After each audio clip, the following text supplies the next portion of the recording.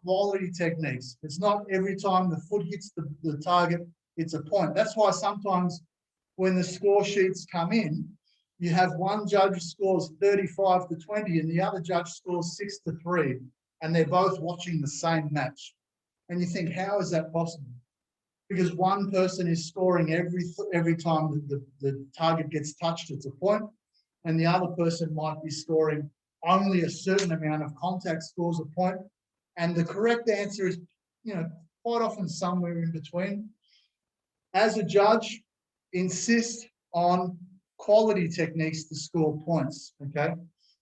The competitors don't generally know how many points they've scored, so don't feel obligated to score every time they throw a kick or every time they do a punch, okay? But if they execute it correctly and they reach the target correctly at the distance or the amount of contact that you've specified, then you're rewarded with a point or 2 points or 3 points. We'll go through that in a moment. All right, so that's important. So quality of techniques as well, okay? All right, so the scoring areas then. So I'll be the target. So between the hip and the body, if we say we have a kick that hits the torso, so we're here, kick, boom. Executed fast, good control, good distance, not swinging, not uncontrolled, okay? We say a midsection kick is 1 point, okay?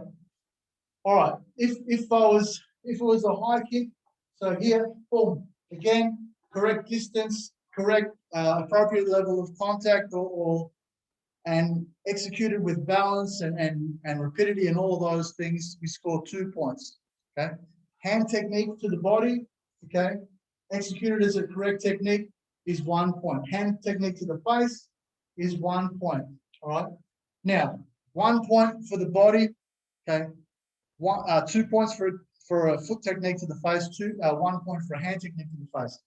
Now, if we're airborne at the time, we say jumping, flying, whatever you want to call it, where there is no contact with the floor at the moment of contact with the target, okay, that's important, okay? That means that you kind of jumped and landed and then hit the target. Well, that wouldn't be classified as a jumping technique when it comes to the actual score awarded. So if the person is in the air, kick, boom, clearly in the air, we add a point. So that becomes now 2 points instead of 1, okay?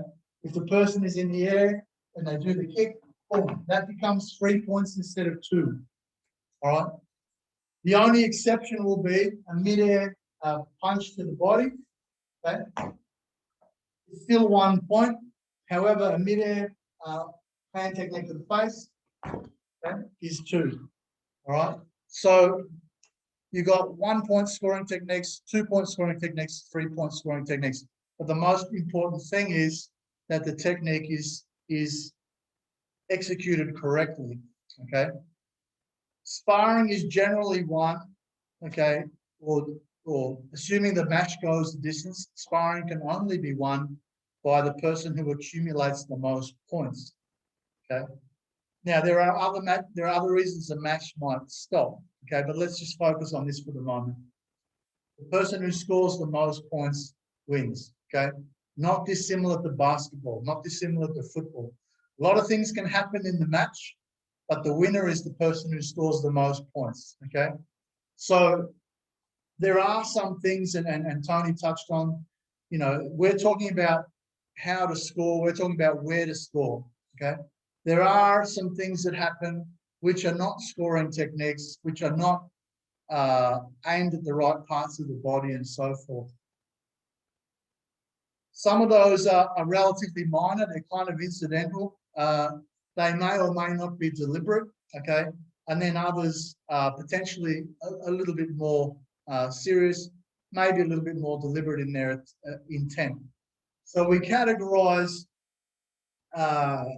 these misdemeanors, if you like, into warnings. Warnings are those which are not putting the person at a great risk of injury, but they're not consistent with what is a scoring technique.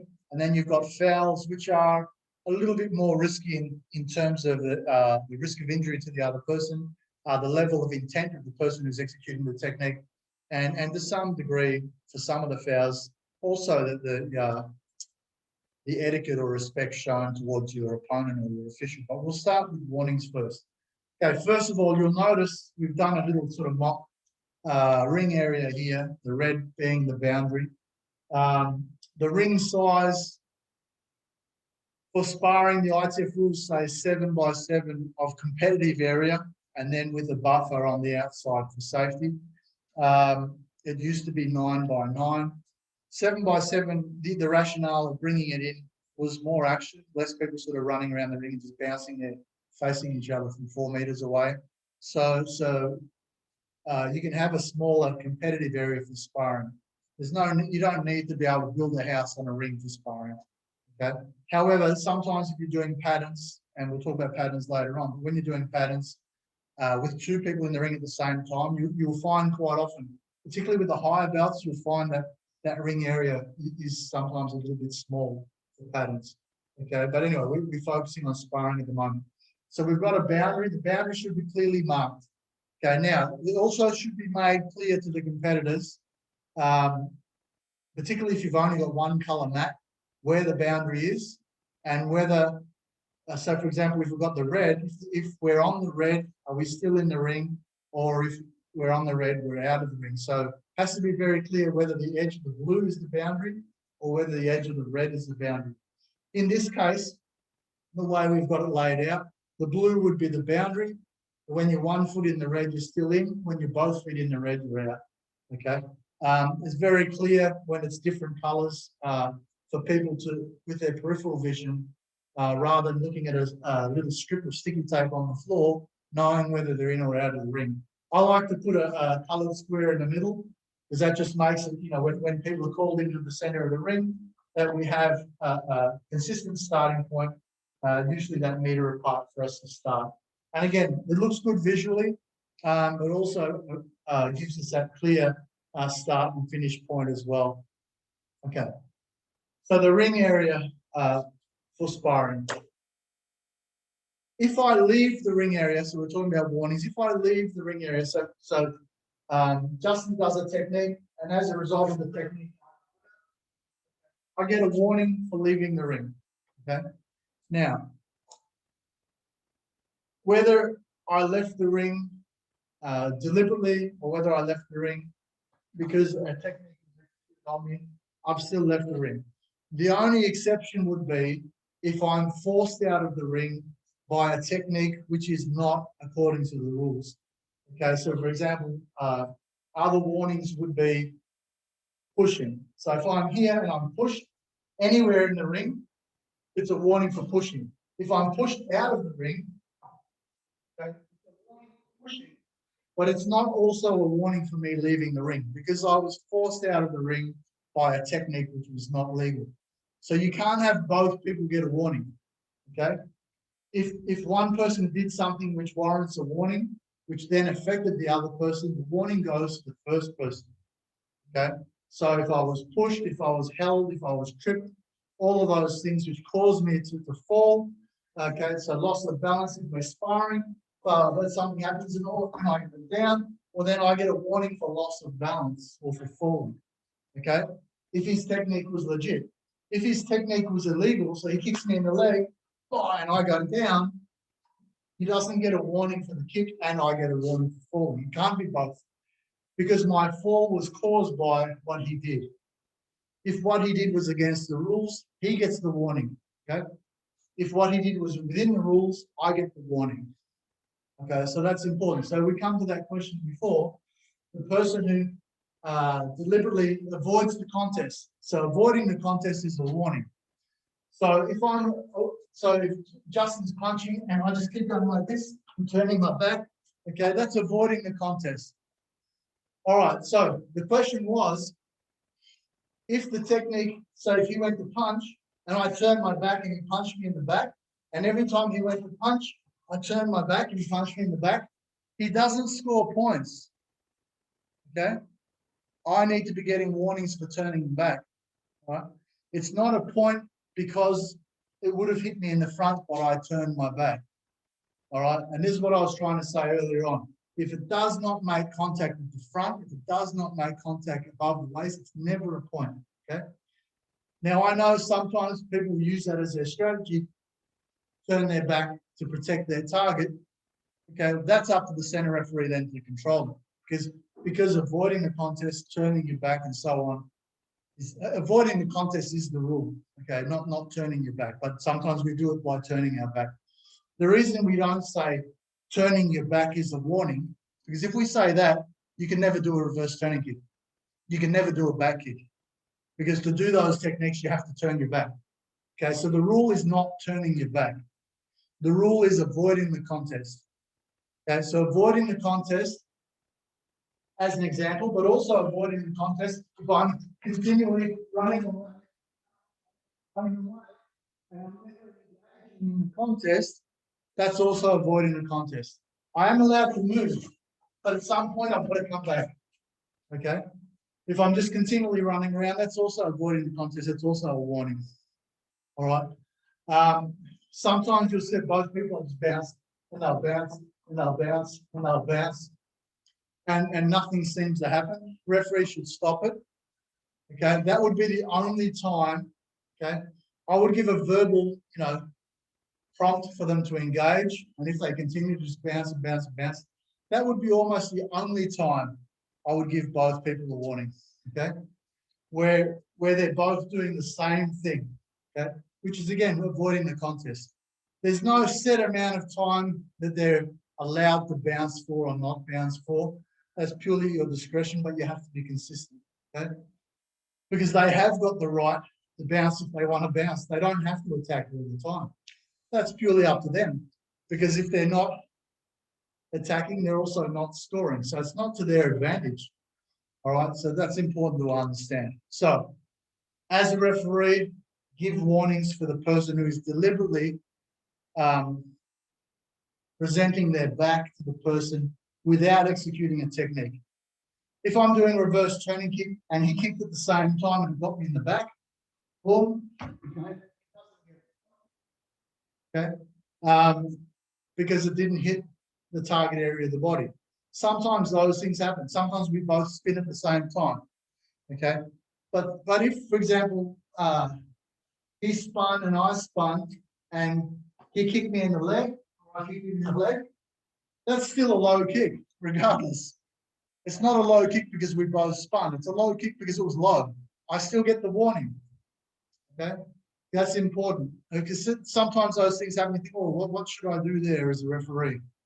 Okay, so it needs to come back to, okay, was the technique executed at a legal scoring part of the body?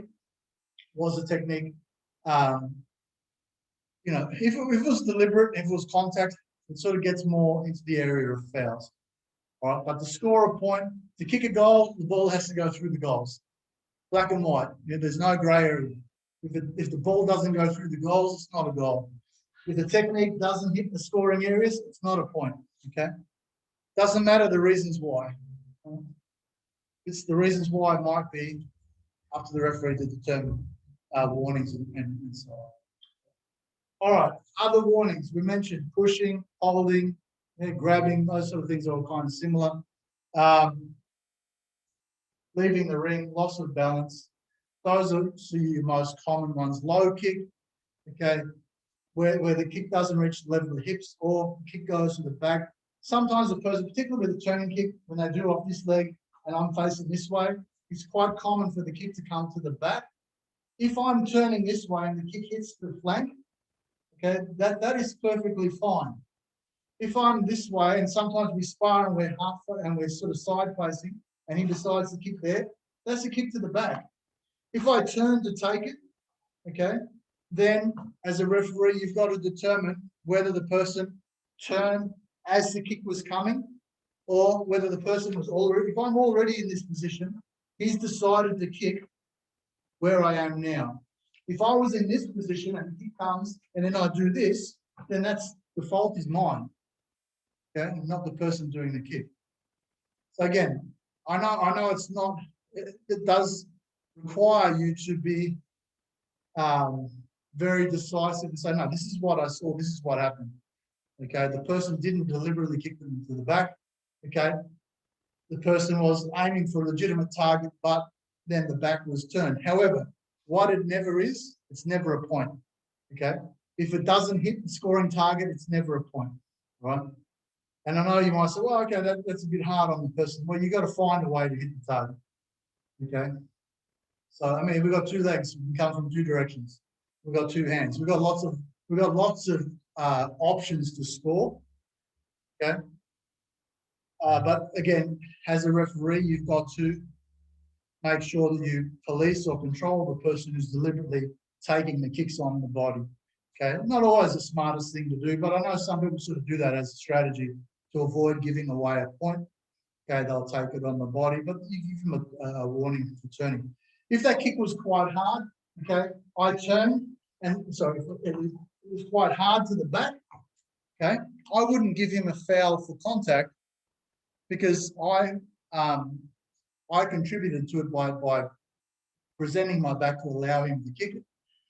However, if the kick was very, very hard, we have to decide if it had have hit the scoring target, just as hard, is it okay? Well, then our issue then is not the amount of contact. Our issue is only the target. So it's not really a contact issue. The same, and this is what we often see with umpiring, is if it hits a scoring area, they allow any amount of contact. But if it hits anywhere else, even the slightest amount of contact, they call it. So you've got to be really consistent when it comes to contact. Okay, contact very, very hard on the front of the body is excessive. If it was going to be excessive on the back, it would still be excessive on the front. And that's where there's a lot of inconsistency sometimes with umpiring.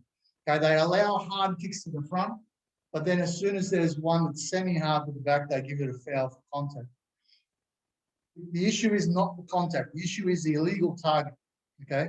If the issue was the contact, it wouldn't matter whether it was front or back, okay? Then the issue is the amount of contact. That's important. And it's super important when it comes to the head, okay? Because as soon as there's contact at the head and the head rocks back, that's excessive contact, okay? But again, some people say, well, it's a scoring area, so therefore it's fine. It's not. Okay, once you dictate this is the amount of contact which is acceptable, anything beyond that is excessive, and it has to be excessive whether it's front or back, whether it scores or doesn't score. Okay, yeah, we're going to get to fouls. So that's most of our most common warnings anyway. So I mentioned with excessive contact with fouls, we don't actually even call it excessive contact, it's contact, but what we mean by that is contact beyond the realms of what we deem to be allowable. So excessive contact is an easier way to understand it. The ITF rules don't say excessive contact. They just say contact, okay? But by the same token, where there's no contact, you can't score. So it's probably, the problem is in the wording sometimes. So we're going to refer to it as excessive contact. So what we're saying is, if we have an allowable level of contact that we've determined was going to be acceptable for our bracket or our category, and the person goes beyond that. For me, it's not always just the amount of impact, it's also the intent and the control, okay? So you can hit someone with the same amount of impact, but with a good technique, bang, on the body, or you can just go bang, bang, and they're two different techniques. One has less control than the other. The difference will be, if Justin moved as I threw the technique, and I would, we didn't rehearse that properly. If Justin moved out of the way as I threw my technique, and I balance, so I've got no control over the technique. The technique is controlling me. If Justin moved out of the way, and I missed as a result, but I'm still maintaining my balance. Well, so that's a controlled technique. I didn't hit the target because he moved, or let's say he blocked. Okay, different scenario, I guess, but uncontrolled technique is where the technique controls your balance, the technique controls you. You're relying on momentum. You're relying on mass traveling rather than the actual execution of the tool, okay? And it tends to be more common in techniques that are swinging, okay? Because it's very difficult to swing and stop. I mean, you can do it, but it's more difficult for a lot of people. They tend to swing and hopefully something stops it in between, usually the target, okay? And where the target doesn't stop, then they keep going. Well, that would be, to me, uncontrolled technique. Now, as a referee, sometimes what will happen is the person, you can see they swing, and it's clearly uncontrolled, it's clearly very, very hard, but the other person avoided it. And I see sometimes the official will stop them and give them a warning for excessive when no contact was made. It can't be excessive contact where no contact was made, okay? However, if my objective is to ensure the safety of the competitors, and what generally happens, especially with the beginners, I will take that opportunity to stop, and I would say to the person, control your technique, okay? Because I don't want to wait. There are some umpires that wait for the injury first before they call the decision. If you wait for the injury first, especially with kids, especially with beginners, you're doing a disservice to the entire event, okay? Don't wait for the injury to happen and then say, okay, I'm going to penalize you for doing it, because this person's never coming back, or this person's going to be seriously hurt, or at least psychologically traumatized, okay? What we do at the top level does not mirror what we do at the beginning grassroots level. Okay, I can't stress that enough. And I see that. I can't play a foul because he didn't hit him. Okay, yes, but you can stop him and warn him. If you do that again, okay, I'm going to give you a foul, okay? Because that is deliberate intent to cause injury, okay? May not be the way we approach it at the elite level. We wait for it to happen first. But at the beginning level, we don't want to wait for it to happen first, okay? Because it could happen first, and that could be it. That could be the end of their Taekwondo. And, you know, so many people drop out because of an experience they have at a tournament, okay? So it's very important. Are we doing this event to encourage people, or are we doing this event to lose people, okay? Because the difference between encouraging them and losing them often lays in the way we officiate, all right? And almost always when it comes to sparring, okay? Because sparring is the one event where you get hurt potentially, okay? So it's very important. We have to be super, super strict. So fouls,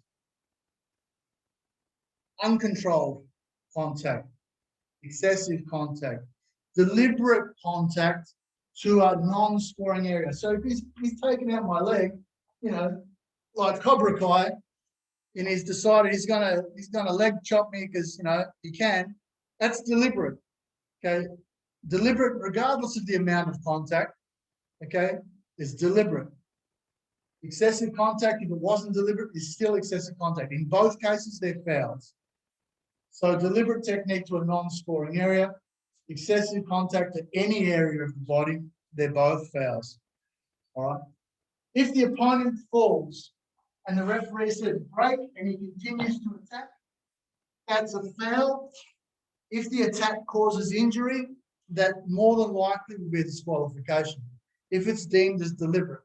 We're not talking about someone who's got some momentum up and the person loses balance and they can't stop themselves. We're talking about someone who had the chance to stop and decided to keep going, okay?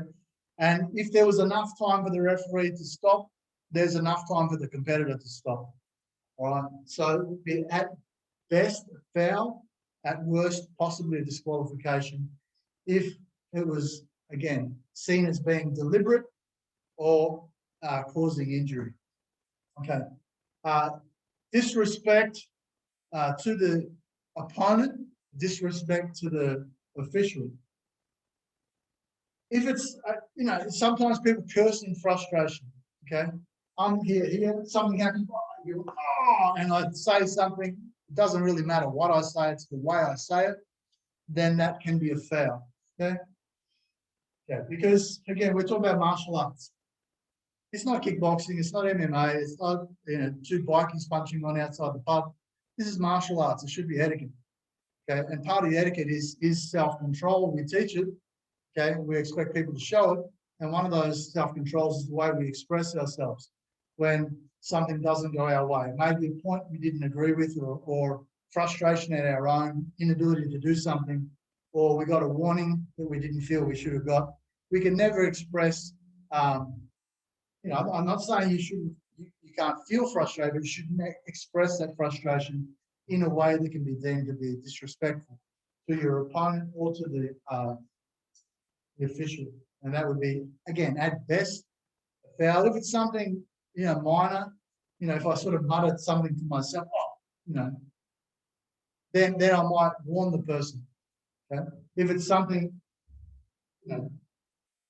where the person should have controlled it or said something completely inappropriate, then I would give a foul. If it's something threatening, if it's something where they, tell you to go and do something which is not very pleasant to yourself, then I would stop the match. I would separate the opponents.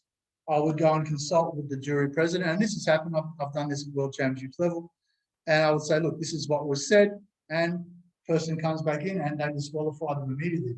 Because there is a level of, tolerance, but at some point the tolerance breaks. Okay, and it doesn't matter whether it was said in frustration or whether you intended to execute the threat. The fact is that you said it, and you said it to an official or you said it to an opponent. So again, what we're trying to establish a culture. Okay, if we allow people to get away with that, then everybody who's watching sees that that is acceptable. And guess what happens later in the day? Or guess what happens at the next competition? More and more people behave in that manner. Okay, and that's what you're trying to protect. Okay? We're trying to protect an environment, which is safe and which is consistent with the ethos and the etiquette of Taekwondo in this case. All right. So disrespect to an official, disrespect for an opponent is a foul. If it's serious, if it's threatening, then more than likely will end up in a disqualification. However, center referee cannot disqualify somebody. Only the jury president can disqualify someone. Okay, so that's important. That's why I say stop the match, separate, but don't leave them there, because if they're having conflict, you turn your back, they might be punching on. You separate them, you send them back to their coach, or you sit them down facing the other way, and then you go and consult the jury president. So let's come back to the warnings and fouls in terms of how they impact the scoring then. Okay. Every time you accumulate 3 warnings, 1 point will come off the score. Okay. Now, often it's calculated at the end of the match. Okay. Or if you have electronic scoring or in real-time scoring, or you have the proper software, then it can be calculated in live time. You cannot be disqualified, however, for an accumulation of warnings. It doesn't have to be the same warning 3 times. It can be 1 warning for loss of balance, 1 warning for leaving the ring, 1 warning for avoiding the contest. Well, there's 3 warnings. I'm going to have a point taken off my final score. Okay, not 3 of the same thing. Okay, and there is no limit to how many warnings I can accumulate. It's not an advantage for me to accumulate lots and lots of warnings because it's coming off my score. Okay. All right. However, a foul is a point taken off immediately. Okay. 1 foul, 1 point. 2 fouls, 2 points. 3 fouls is disqualification. Again, sometimes people misinterpret. 3 points off is not a disqualification. Only 3 fouls is a disqualification. Some people think that 9 warnings means I lose 3 points. 9 warnings means I'm disqualified. That's incorrect. Okay, 3 fouls, it means you've done something serious 3 times, not you've fallen over 9 times. Okay? You don't get disqualified for falling over. Okay, so it has to be 3 serious breaches, which is 3 fouls. Okay, but there is at any time in the match the person can be disqualified if it's seen as something beyond what would normally be a foul. There's something which is serious, deliberate, and just not accepted in that environment. Okay, it could be something they say, something they do. Okay, or it might be that the person, and I guess this should be something which is controlled prior to the match even starting. If you suspect the person is under the influence of drugs, then you should have the person assessed by first aid before the match starts. Okay? And, you know, in all my time in Taekwondo, 35 years or whatever, I've actually seen it a couple of times, you know, where the person clearly, you know, I know some people always, you know, look that way all the time, but the person clearly was affected by a substance and turned up to spar. Okay. I've even seen where people were taking the substance in front of everybody in between rounds, or every time they ran back to their coach. It was that blatant, you know. That should never happen, obviously. And we're not a multi-million-dollar sporting organisation. We can't do drug testing on the morning of the match, the day before the match. We just have to realize, we think there's something not right about the person. It's not just to protect the opponent, it's also to protect that person. Okay. First aid, assess them. Now, I know first aid is not necessarily a doctor. Okay, but if first aid says, look, I don't think this person is fit to continue, then the match doesn't continue. Okay. So let's come to the other reasons the match can stop then. The match normally runs the full duration, and the person who scores the most points, once warnings and fouls are taken into consideration, is the winner all the time. Okay.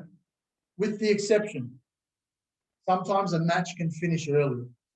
If a match finishes early, it's usually because the person has withdrawn because they're not feeling well, or maybe, you know, a legitimate technique hit them, but they're winded or they're a bit sore or they're hurt or whatever the case might be. The person voluntarily decides not to continue, or the coach decides, in many of the times with the case of juniors, the coach will decide that the person won't continue.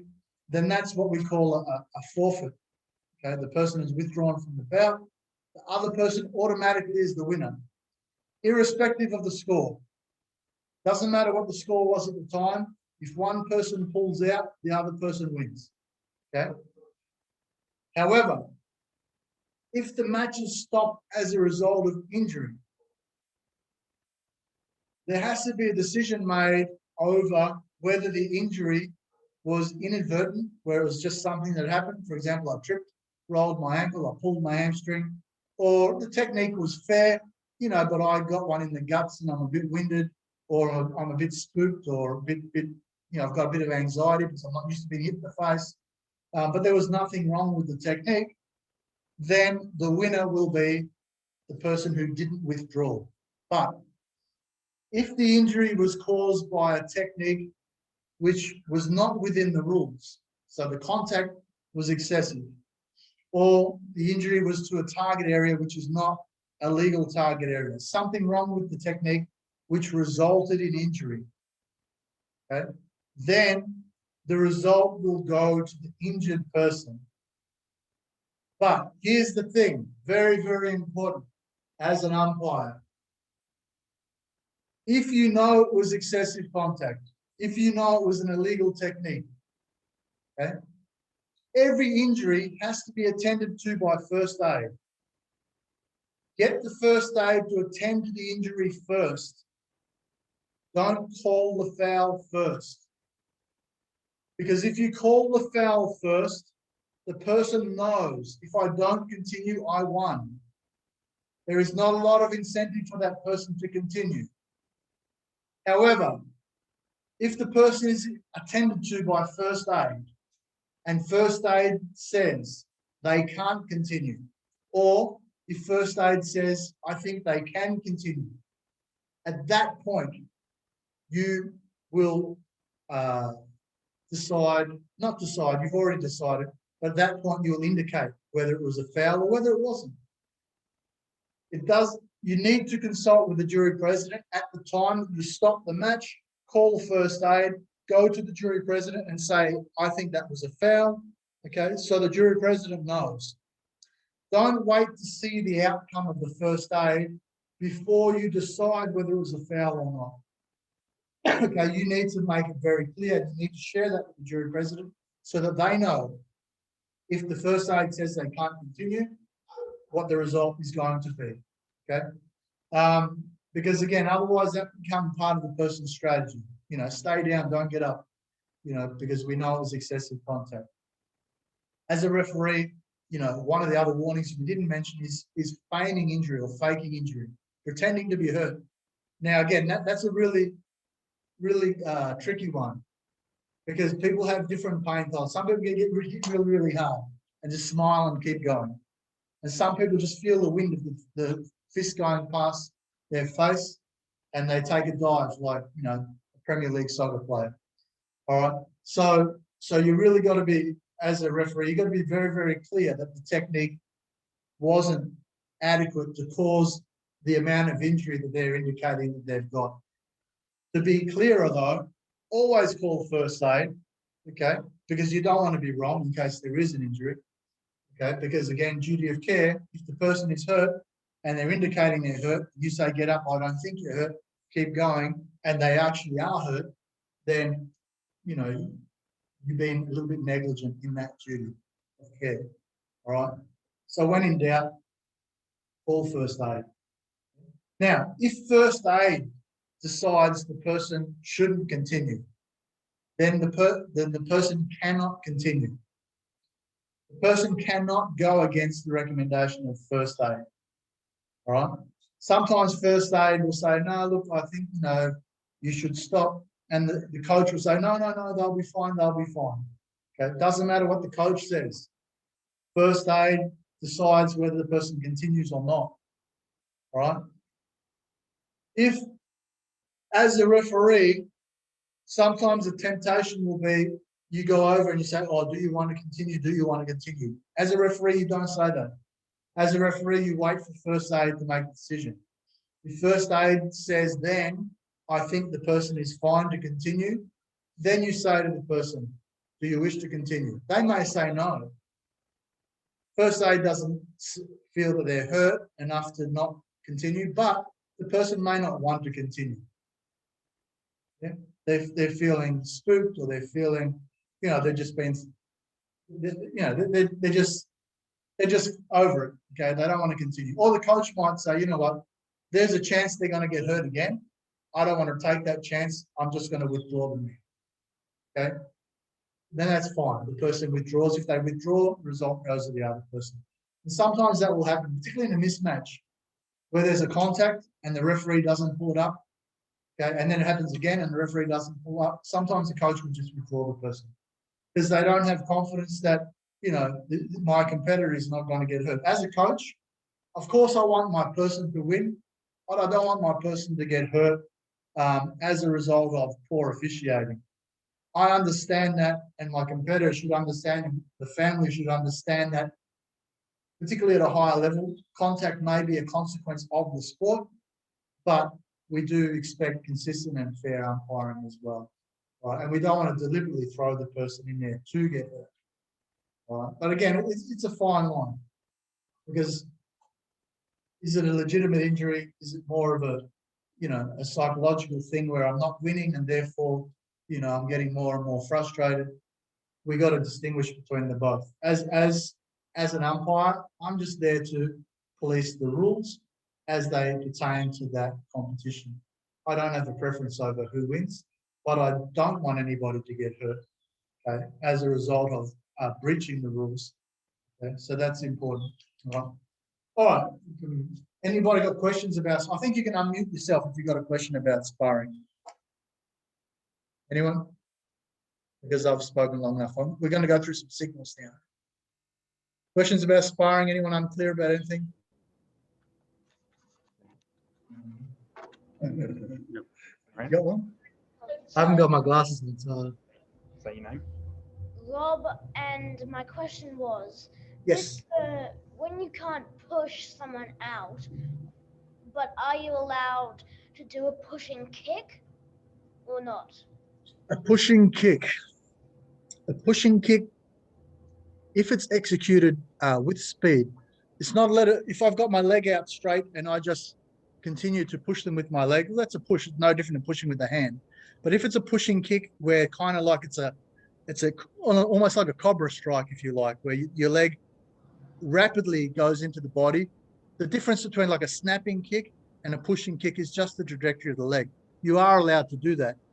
Okay. If it's a pushing kick, it may not necessarily score a point. Okay. But if it hits with rapidity and speed, and it makes a target So the difference between pushing and so a normal kick will hit the target and then come off. A pushing kick will hit the target and stay in contact with the target.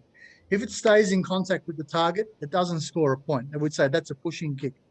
But because it came out with speed, we don't penalize the person for pushing, because a pushing kick used can be very effective. But if like I said, if you put your foot on the body and then continue to push, that's a little bit different. Right. So in answer to your question, no, I wouldn't give them a warning for pushing, but also I probably wouldn't give them a warning. I wouldn't score them a point either. Okay. Yep. Thank you.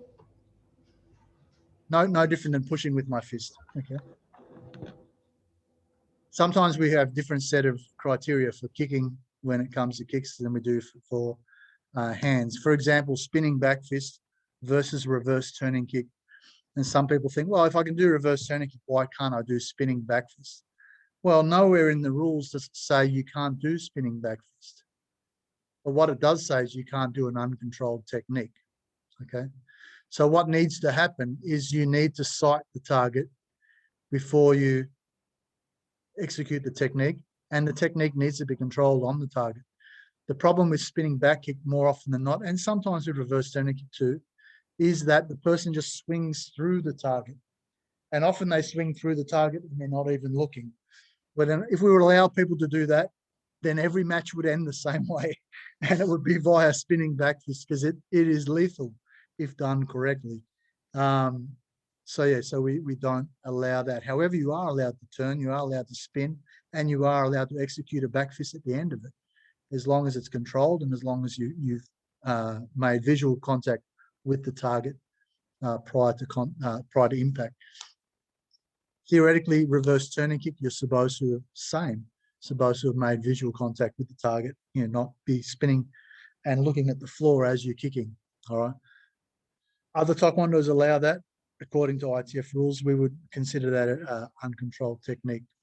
Again, you do spinning or reverse turning kick, and you spin, and you look like the Tassie Devil. You could almost spin 3 times. You're spinning that hard.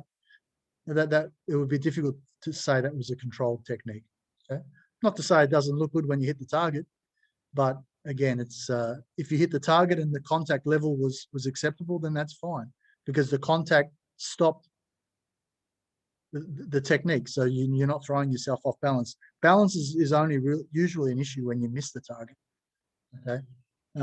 But again, that's where sometimes there's a little bit of gray or a little bit of confusion. We say, well, if we can do that with the leg, why can't we do it with the kick, with the hand? Also, when it comes to contact, is people allow a much greater level of contact with the foot than they do with the hand. Contact is contact, regardless of a hand or a foot. Okay. So understand that sometimes people think contact with the leg is almost unlimited. There's no limit. Contact with the hand, as soon as it's a little bit hard, we call it up. That's why 99% of excessive contacts called are punches to the face. Okay.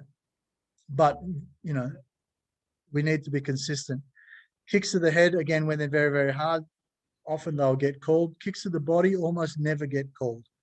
But the amount of contact is the same, whether it's the body or the head, okay, in terms of what's too much.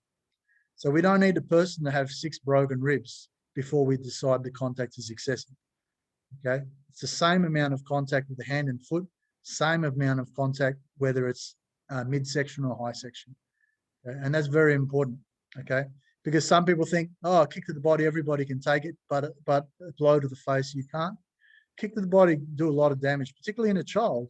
A child getting hard kicks to the body is not a great thing. It's not a great thing for anybody, but certainly not for juniors, okay? Because a lot of, in fact, all your vital organs, with the exception of your brain, are in that section of the body, so you don't let them go hell for leather around the torso. Okay? All right, but again, if I was to name a couple of inconsistencies, that would be one. Okay, not enough emphasis on excessive contact to the body. Everything is to the face. Okay. Any other questions before we move on to some hand signaling and get you guys up and exercising and doing something? Who's sitting there on the beach? Is that someone's looking very tropical there? That's the way to do it, Adrian. Jeez, I need your life. Yeah? Was that just a backdrop? It's actually 2 degrees in Canberra or something. All right. So in order for the competitor to know that what's going on, it's a bit like having a traffic police. If a traffic police just stand there and blow the whistle, but don't actually signal anything, well, you don't know why they blew the whistle. So we need to have some formal signals. Now, having said that, I keep referring back. The way that things are done in the ITF World Championships are for the ITF World Championships. The ITF World Championships are for black belts who have been selected in their country as the best people in their category to go and represent their country. We assume that once you get to that level, you have a pretty good handle on the rules, okay? So there is a little bit of difference in the way the hand signaling is for the World Championships in that they basically have one signal for everything, okay? Now, whether you agree or disagree, that's just the way it is. That's what was being decided. My personal opinion is a little bit different, okay? Particularly for domestic tournament, particularly for club tournament. I think that when you indicate a warning or a foul or whatever the case might be, the person has to clearly know why, what it is, what they did. And also because at that level, quite often the competitors are brought there by their families, their parents and so on. And the people who complain the most about results are not the competitors. The people who complain the most about results are always the parents. And I apologize to anyone who's got kids in their club here, but that's reality, okay? The parents are the ones who get most upset because they're emotionally attached. Sometimes the coaches get upset, but, a smart instructor knows quite often, whether the outcome was correct or not correct, even though they may express differently. But parent doesn't always know because a parent often doesn't train. A parent doesn't always know the rules. And that's made a lot worse if warnings and fouls are given and it's not clear why. Can you imagine a football match where the referee blows the whistle but doesn't tell you why it's a free kick? You've just got to guess why. It would be very frustrating for the competitors and very frustrating for the crowd. And it's the same in Taekwondo. We're trying to, yes, it's a competition. Yes, the best person should win. Yes, we're enforcing the rules, but we're trying to teach the people as they go along. Because part of the having these lower level competitions is education to prepare them for future levels. Okay, so the education means teach them. So I still like to use, the traditional or the more descriptive hand signaling, if you like. But I don't care if that's not the way it's done at the World Championships. This course is not about the World Championships. You need to get out of your head what happens at the World Championships, okay? That is down the track for most of these people. And 97% of our members in the 20 years we've been in existence don't go to the World Championships. Okay, so we don't cater for 3%. We cater for the 97% plus the 3%. Okay, and if we want more of those 97% to participate, then we need to be mindful of what their needs are. And their needs are to know what's going on. Okay, so I'm going to give you an example. Okay, so first of all, your referee. So now we're talking about center referee. Okay, center referee is kind of like the traffic police, if you like. So if Justin is a competitor and he's over there waiting to come into the ring, he's arrived, he's all keen, he's enthusiastic, he's got his brand new gloves and boots and everything, and he's got another competitor there. Okay, let's imagine. My center referee, I get the signal from the jury president that everything is in readiness for us to proceed. So we say, Chong, Hong, and we signal them to the center of the ring. So it'll be either side of this red if we have that signal. First thing, I use my hand signals, okay? Because in combination with my voice. Okay, so it's clear and consistent, and it's clear to everybody who's watching what's going on, and it's formal. Now, I turn my hands to face the front, okay? And I might say, face the judges, okay? Because again, I don't assume that this could be his first tournament. He doesn't know what's going on. If I just go chop, hop, whoop, whoop, he doesn't know. Okay, so I use my voice. We communicate. Chop, hop. Okay, face the judges. Okay, they bow. Okay, and I do that with them. Okay, okay, face each other, and I turn my hands. King and they bow. They're already in attention stance. If you say Chedio, well, that's fine. Okay, up to you, but they're already in attention stance. But you can if you want. It's not right, it's not wrong. Just keep it consistent. Okay. Now, most tournaments, you would have made it very clear at the start or on the entry form what the person should be wearing. Gloves, boots, mouth guard, groin guard, all of those things. That's not to say that when the person comes to the ring, they're going to be wearing all of those things.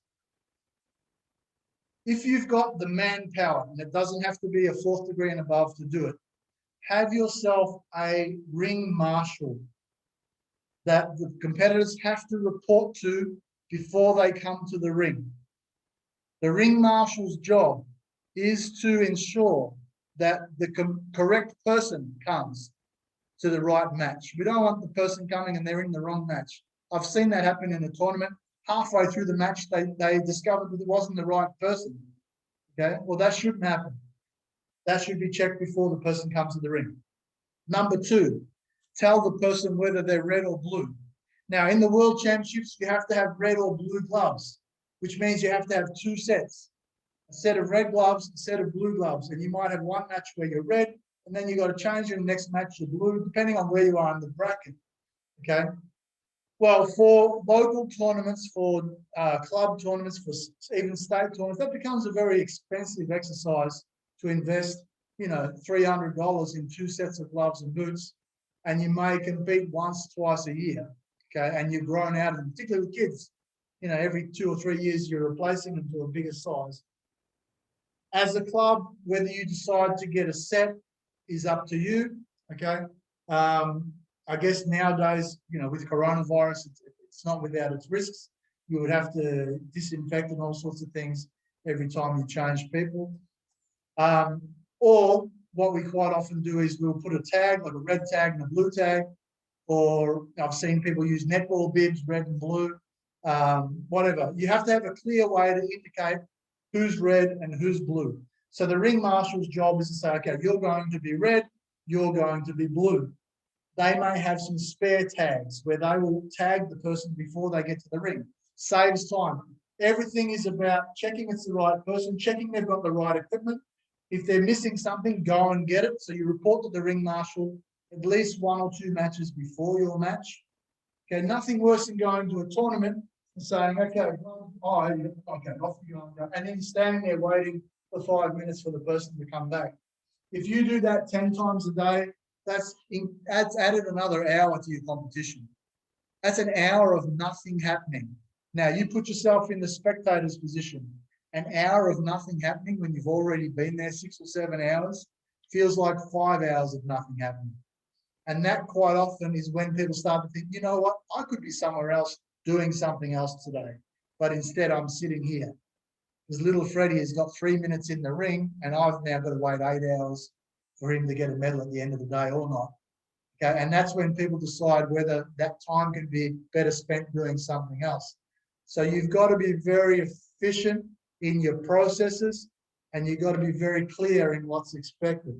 Okay, so everything checked before they come to the ring. They come to the ring.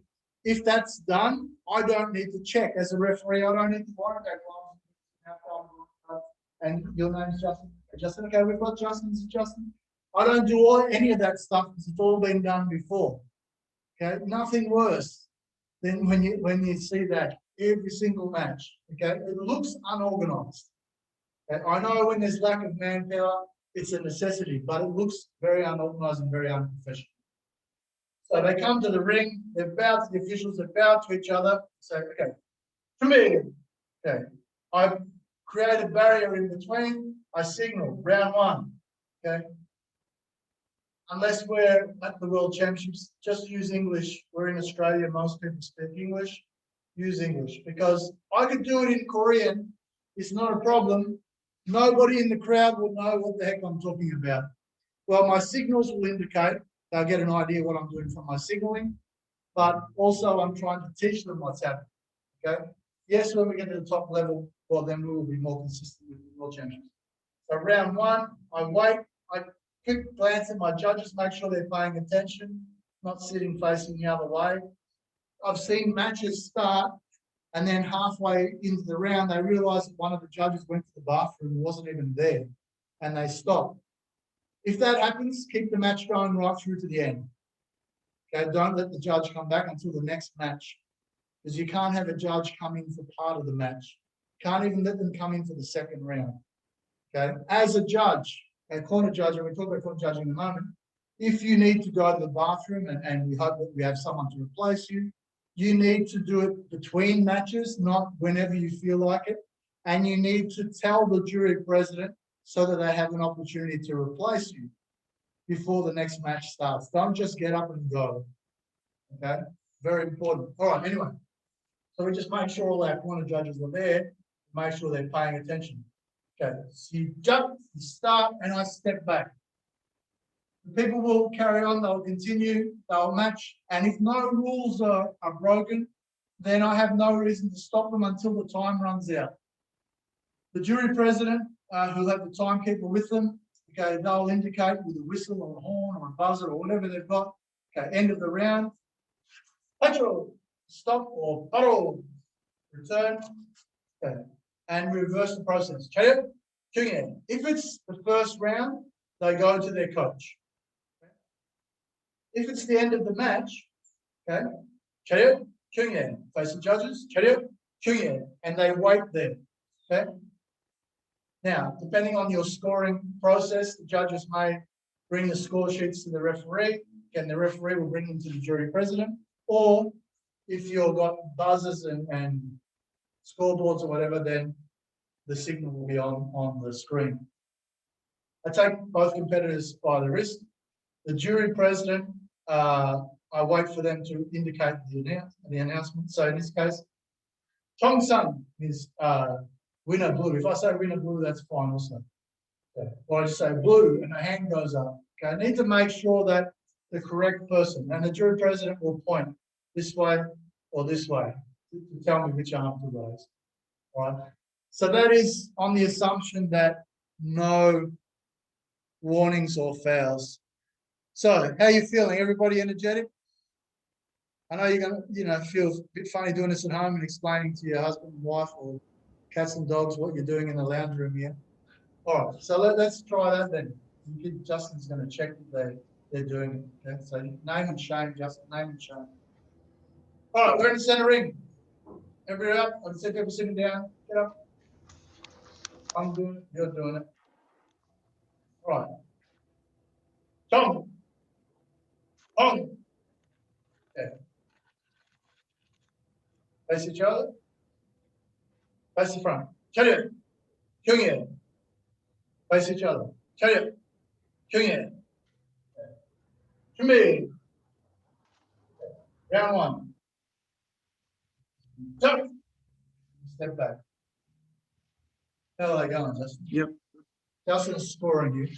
Your next degree promotion depends on it. All right. Okay. Let's try that again. Notice a couple of subtle things. Come. Home. I step parallel to them. Chariot. Kyungye. So we should be in a row here. Okay. However, if I stay here now, when they bow, they're going to headbutt me. So from here, okay, I step back, face each other. Chariot. Kyungye. So now there's a gap there. That's the gap for me to step into. Come here.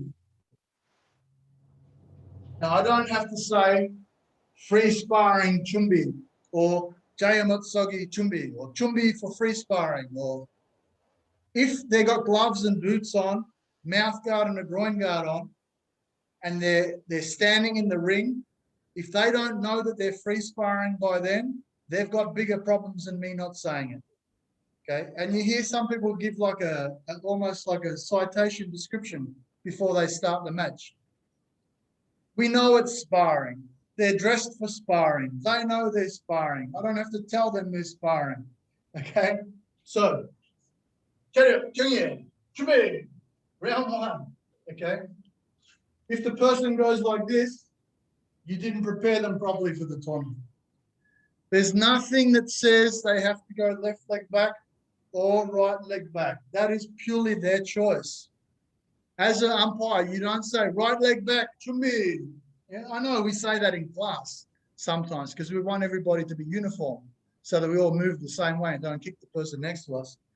But in the competition, they don't have to go right leg back. What if they're a left footer, not a right footer? Well, you're disadvantaging them by making them go right foot back, maybe. Okay. So if a boxer can be southpaw or orthodox, well, Taekwondo, we should be able to work off both sides of the body too. Okay. So don't force them to go right leg back because it feels like the right thing to say. Okay. It's not a class. They might go left leg back. Okay. So if you say Chumbi and they're still standing there, because sometimes kids, beginners in the first tournament, the only Chumbi they know is this. Because again, the terminology you use in class, we say, okay, everybody front snap kick, right leg back, Chumbi. And because the referee didn't say that, all they said was Chumbi. Sometimes beginners automatically do this. Because they, oh, Chumbi means I'm going to do fundamentals. Okay, so then again, our job is to educate, particularly with the kids and the beginners. We say, okay, Chumbi, like this, and we might indicate, you know, I wouldn't do that at the World Championships, but you may need to do that at a club tournament. Okay, so just so they're ready and they're prepared and they know what's about to go on. Okay, all right. So one more time, last time. Chong, Hong, face the judges. Cherry, Kung face each other. Kung okay, round one. Jump, and I get out of the way. Now, my distance, I stay back. I don't want to get in the way of the competitor, okay? But again, I want to be quick enough that if I need to jump in and break, I can break. So usually a metre and a half, 2 meters away, okay? Some of the taller competitors got long legs when they spin. You need to make sure you're not in range. So a little bit further back for the bigger guys and girls. All right. Now we're going to go through some signals for warning. So Justin comes back. So Justin's been a naughty boy. All right. The one thing that's consistent with all warnings and all fouls, okay, is that the first thing we do is stop. Petrol, stop. If you are stuck on the terminology, break. Okay. Feet together. Point to who it is. Okay. And say, Chong or blue, if you want to. Okay? We make it very clear who is getting the warning. That's it. Chong, with my other hand. Here. I don't just go, Chong. Okay? Chong. Okay. Now, my feet together, this is where I indicate what they did. Okay. Low kick. Okay. Pushing. Grabbing. Holding. Okay. Loss of balance. Leaving the ring. All of those signals from this position. Thank you. Chong, signal what they did, and then you signal the penalty. In all of those relatively minor cases, which are warnings, 300. The warning is one finger pointing up and still pointing to the person. It's very clear to everybody who's getting the warning, but it has to be most clear to the corner judges because they're the ones recording the warning on their score sheet. So you're signaling primarily to the corner judges, but also we're letting everybody know what's happening, and the competitor knows. He's in no doubt that he's getting a warning, and he's in no doubt what he's getting a warning for. In the World Championships, every signal is the same. He doesn't even know why he's getting a warning sometimes. Well, of course, experienced competitor often has a fair idea why they get a warning, but sometimes it's not as clear. Okay, we're trying to educate, so we make it clear. Rachel, Tom, pushing, warning. Okay. To me, we give a chance in case the other person is, switched off while they're getting a warning. We come back to Chumbi. We don't start straight away because then he can pounce. Okay, so we're giving the other person a chance to do it. Rachel, Tom, pushing. Warning. Now I'm saying so you know what it is. Okay. To me, We have a quick glance, make sure they're ready. Guess what? Is continue. Or if you say continue. Or if you say sijak by accident, it doesn't matter. Okay. At the lower levels, it doesn't matter. Okay. Of course, if you want to be an international referee, it starts to matter because you have to be consistent with your terminology and be correct. Okay. But you are controlling the process formally. Okay. Now, so we're gonna practice some. I'm going to give you maybe 5 different signals, and we're going to do them with that same procedure. The first one, loss of balance. I feel like Richard Simmons here, just without the hair. Okay, loss of balance. Okay. Low kick is similar, but we do a kick. Okay, which is below the hips and kick. Okay. Pushing. Holding, grabbing, very similar, okay, in terms of how they look when they do it. But if I kick and hold the leg, if I grab them and punch them, yeah, that's slightly different. Pushing, okay.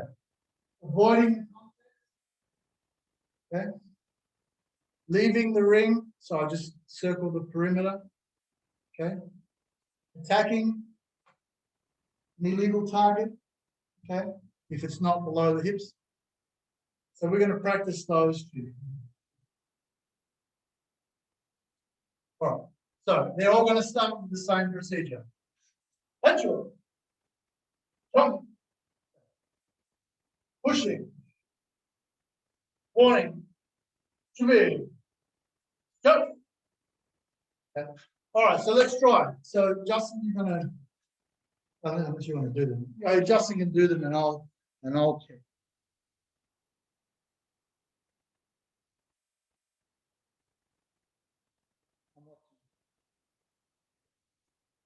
Each of those. Petrol.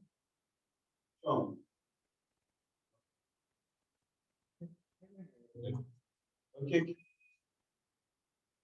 Runner.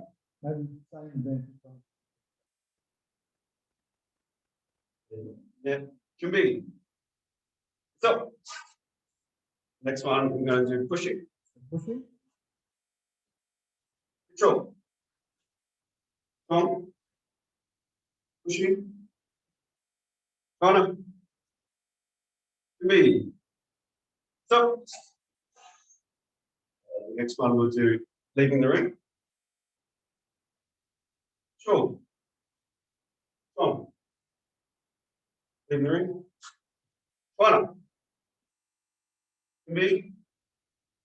So. Next one we'll do loss balance.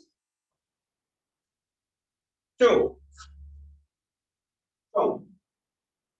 Stance. Corner. To me. Go. So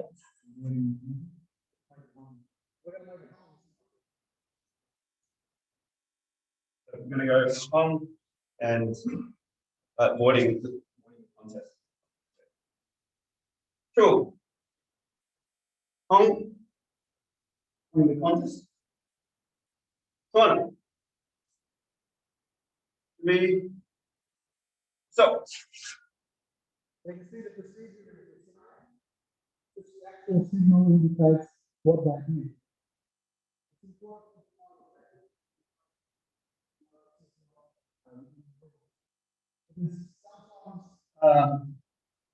well, every club, all of you that run clubs, you have sparring in your club, but often the sparring in your club is not the tournament type sparring. You spar, you get up there and you kick towards each other and punch towards each other, and that's all well and good, and it's really hard and it's tough and it's tiring.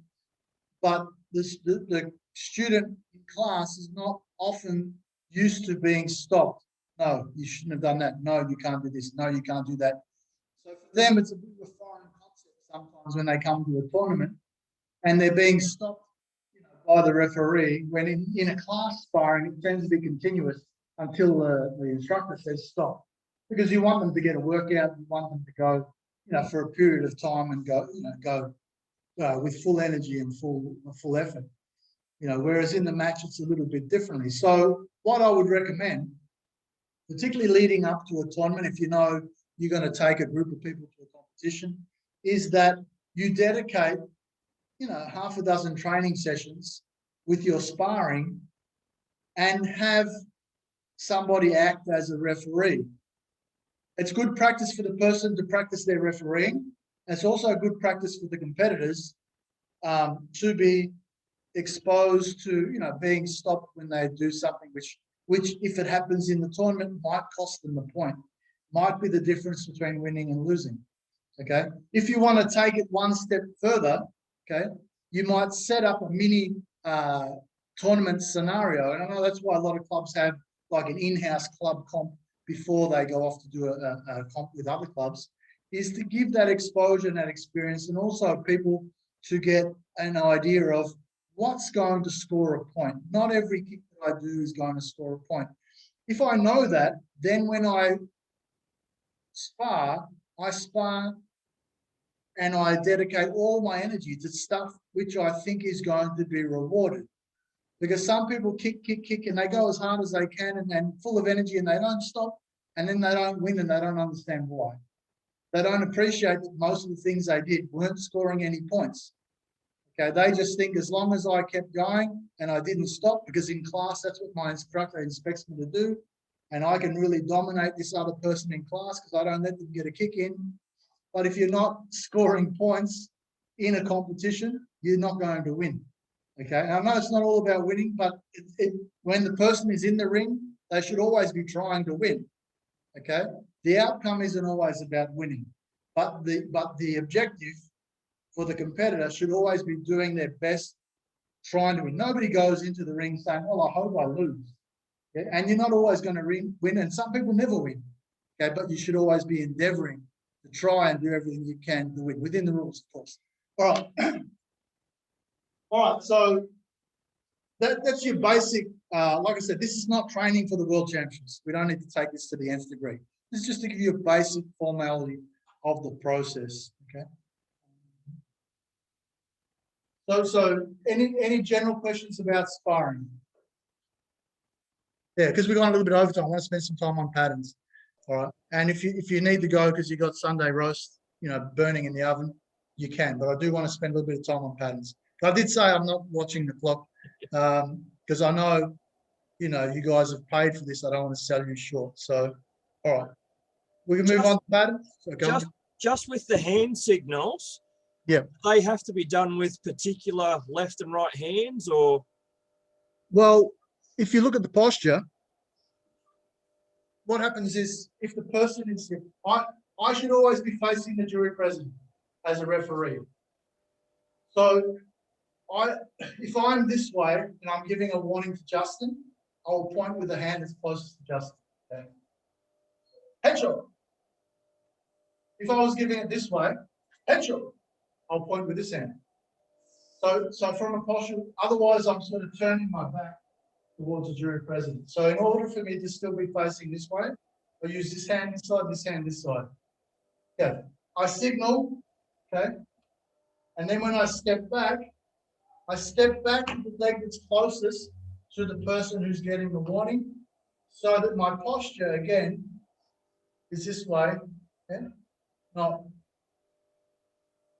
this is kind of, it feels a little bit twisted. Okay, half facing. I go this way, half facing. On, whatever they did. Okay, warning. Tom, okay, whatever he did, warning. So it's not always left and not always right, but it's always the same side as the person that you're giving the warning to or the foul to. Okay? Yep. I didn't show you fouls. Hang on. So quickly show your foul. Okay. So slightly different. Now, bear in mind, if it's a foul where there's contact, the person might be hurt, I have to address that first. Petrol, time, call time, stop the clock. First aid, okay, they come for the person. Then in that case, we'll turn the person around, get him to sit. He doesn't go to the coach, he doesn't get a drink, he doesn't get an unfair rest, he stays there. All right, okay. Up, we're ready to continue. In this case, where there might be an injury, first aid has said, no, we're fine to continue, whatever the case might be. Now, if it wasn't caused by anything untoward, so we just continue. Okay? If it was, however, you say, okay, John, and this is the signal. Jong Hana or foul. Same signal, but this now circles, a bit like a cowboy. Okay? To me. Okay? So it has to be very clear. I might go around 2 or 3 times so the judges know. Okay. If it doesn't result in first aid, let's say it's excessive contact or a hard kick to the back or whatever the case might be, the signal is the same. Petrol. Home. I'm doing it. Come here and continue. I don't have to call first aid if the person doesn't appear to be injured by it. Okay. But I need to make it very clear that it's a foul, not a warning. So that, and that's for the judges to know they take a point off, or they mark in the foul column on their score sheet. Sorry, and also everybody watching knows, oh, this is a different signal. It means something else, you know. And that's when they ask each other, oh, what's that signal? Oh, that's a foul. Oh, what's that? Oh, that means the point comes off. And then all your spectators are learning about the way the competition is run and what the rules are. Because a lot of parents don't know what the rules of sparring are. All they know is if you try really hard and look really, really enthusiastic, you should win. Okay. And that's not always the case. You need to score points as well. All right. Any other questions about sparring? Yep. Just one thing, sir. Is it the same kind of procedure for if somebody's Velcro comes loose on their gloves or boots or their cup gets kicked out? You stop the clock. It's not a warning or anything like that. Just give them a chance to redo it. Yeah, sometimes people use it as a bit of a strategy. At beginning levels and at novice levels, they don't use it as a strategy. It just legitimately comes unstuck. Sometimes the world championships, you know, they deliberately undo their Velcro to run down the clock, you know, so you have to stop the clock.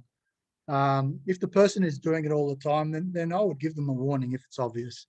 But you need to make sure it's obvious. But like I said, for beginners, sometimes the boots constantly come undone because they're the wrong size or they're not done up properly, whatever the case. For small children, I would send them back to the coach and get the coach to do it up properly. I would very rarely do it myself. I try to avoid that as much as possible, but I wouldn't say never, but very rarely. If the coach doesn't, sometimes people will send a junior to the ring and they'll send another junior to coach them, you know, just because all their manpower is tied up in helping run the event. So if that looks like the case, well, I might give them some assistance, but I try to do that very sparingly unless it's necessary. Again, just for perception. All right, any other questions about sparring? Because we want to move on to patterns a little bit. Like I said, we don't have to cover the entire ITF rules. This is more for the... In the case of 3 fouls, yep, is that determined by the jury president to stop the bout immediately, or does that come in at the end of the match? When you know it's a 3rd foul, you can't continue the match. If you know it's a 3rd foul, then you know it's going to be a disqualification. The only time the jury president calls a disqualification is if it's something which is going to result in an immediate disqualification without going through the process of 3 fouls. But if you go to the 3rd foul, then the fouls are called by the center referee. And if you know it's the 3rd one, you may just check sometimes that it is the 3rd one, because you may have paid 1 to one guy and 2 to the other person, and you know you've paid 3. You just want to double check that you've paid 3 to the same person.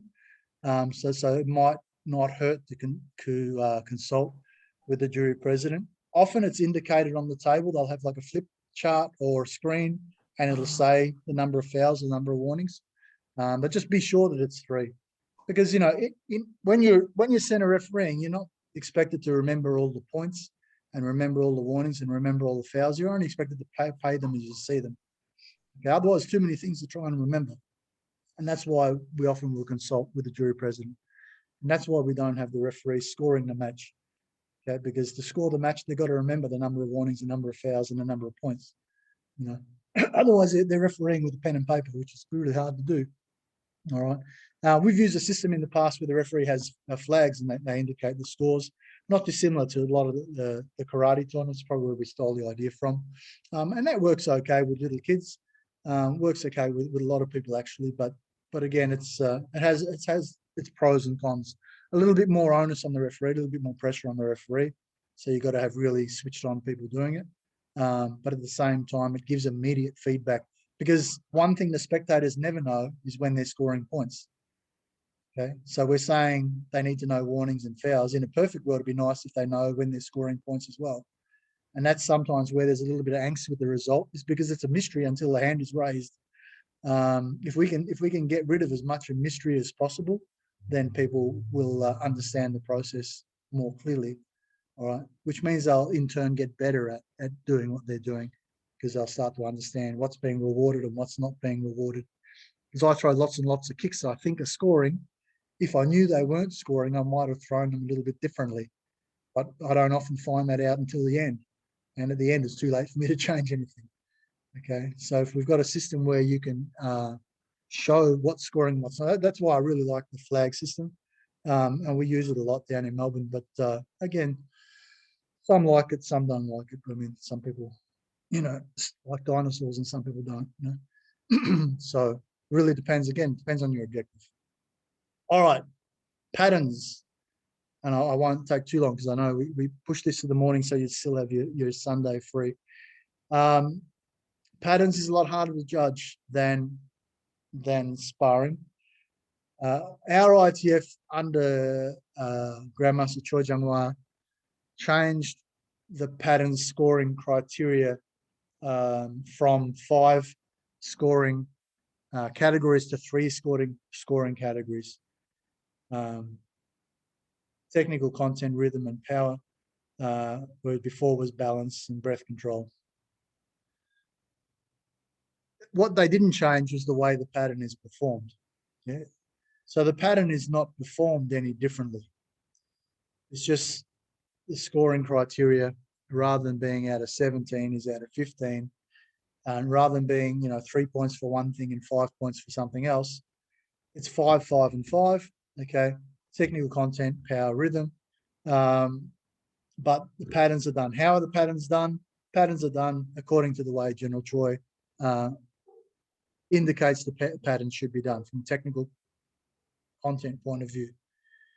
There is a school of thought out there that, patterns done in gradings are done differently from patterns done in tournaments and patterns done.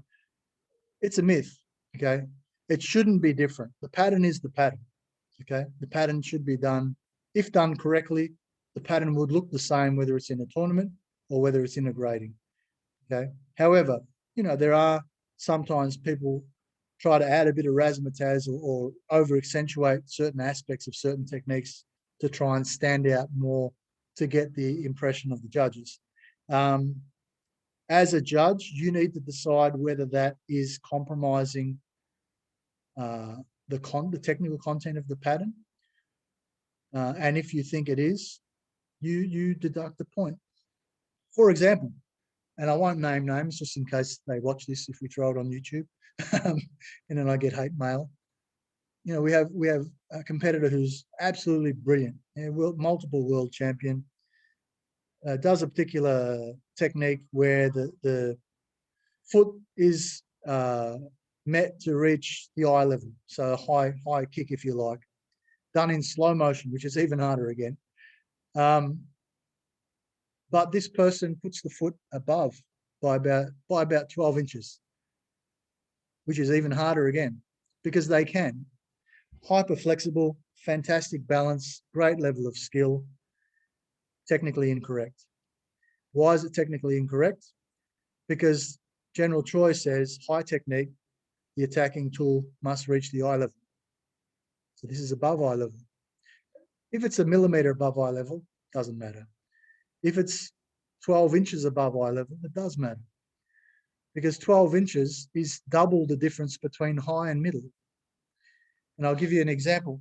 So when you're judging patterns, first of all, I mentioned before, you need to have a thorough and clear knowledge of the patterns. Some people look at a pattern if I'm looking at a pattern for a demonstration, it's different. I look at a pattern for a demonstration, I say, wow, look how much focus and energy, and oh, the person looks really enthusiastic and they're trying really hard and punching really hard. For me, that's beautiful. Okay, I say for the purpose of the demonstration, I'm trying to show people focus and energy and enthusiasm and effort. Okay, all those things are beautiful. Okay, and it really impresses the people who are watching. Oh, look at that. And especially super cute when it's little kids. I remember the first time I met Justin and his family, and Corey was the baby of the family, and Corey was about this tall, and Corey did his patterns. Wow, so hard, so strong, and it left such an impression on this tiny kid. Was just a little power pack of focus and power and energy, and technically really good too. But you know, it just looks so fantastic that this little kid could generate so much power, and you could see in his face how intense he was.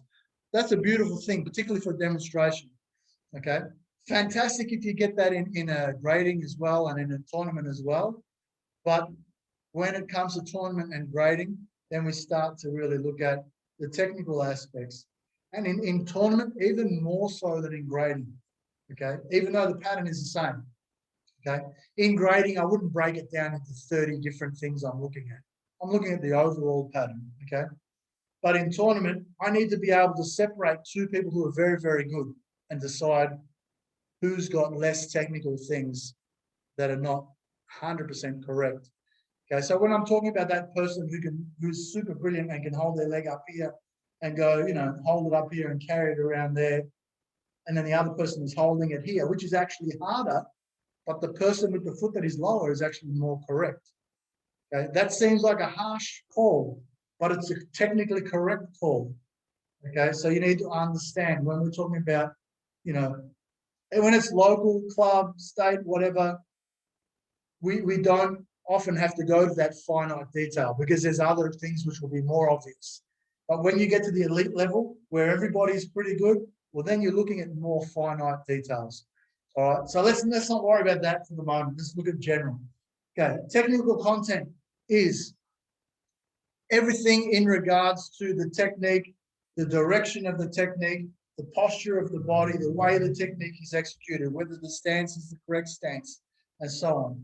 Okay, so when you read in your encyclopedia, you know, stepping to A, executing a middle side block with the outer forearm, you know, while in the walking stance, whatever the case might say, well, you have to be doing all of those things. If you're doing anything other than those things, then we say, okay, technically, there's something incorrect about that movement. Remember, we're talking about 5 points, okay? 5 points. So if, for example, my walking stance was incorrect, it's too short, you get some people who make walking stance like this, and more likely to be beginners. So I have a pattern which is 21 movements long, and I do this walking stance maybe 9 times. It's not 9 points. It's the one mistake. Yeah, it's repeated 9 times because that's the way they do their stance. But you don't take a point off every time they do it. You say, okay, incorrect stance, there's a point off. Yeah? Incorrect body posture, for example, if I'm punching and I'm half facing every time I punch instead of full facing, if it's a walking stance punch, we say, okay, well, posture is incorrect, is 1 point, all right? The person may get 0, 1, 2, 3, 4, and 5, okay? So it's 5 points in technical content. If it's a middle punch and it's supposed to be a high punch or vice versa, if they're punching on the shoulder instead of punching on the center, again, all those things are technical content. In terms of the static posture, and the other thing I need to consider is the way the person is moving. So if I come back here a little bit, for example, if it says turning counterclockwise, pivoting on the right foot, then foot is not allowed to leave the floor. If it says turning counterclockwise, pivoting on the right foot, and I lift the right foot, then that's a technical error. Because as a performer of the pattern, I need to know, is it a step or is it a pivot? If it's a pivot, I can't step. And they're pretty common things. And they're sometimes the things the judges miss. Okay, because not everything is step to the center line, then turn and then come back. Some things are pivot. Okay, and if it's a pivot, there's no step. If there's a step, there's no pivot. All right. So again, they're the sorts of things we're looking at as well. Other things we're looking at is crossing positions. Okay.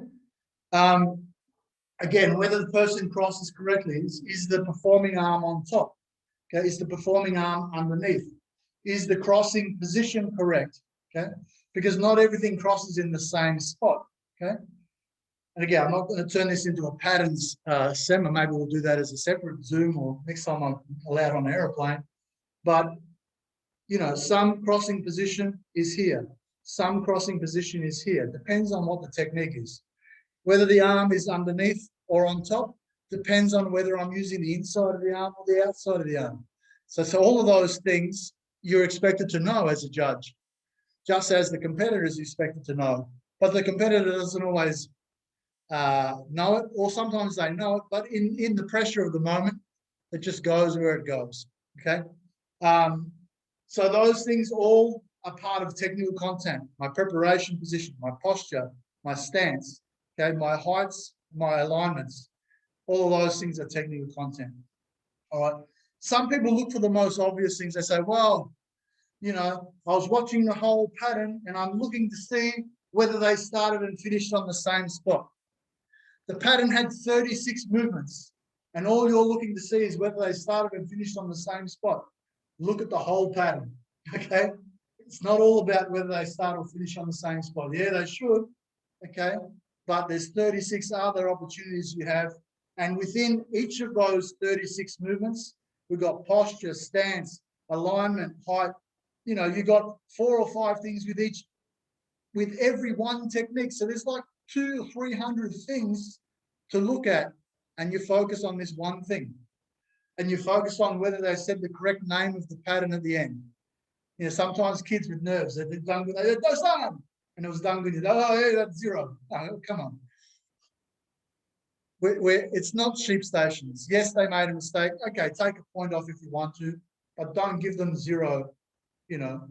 Yeah, the World Championships, it's super strict. You leave out one movement, you get nothing, okay?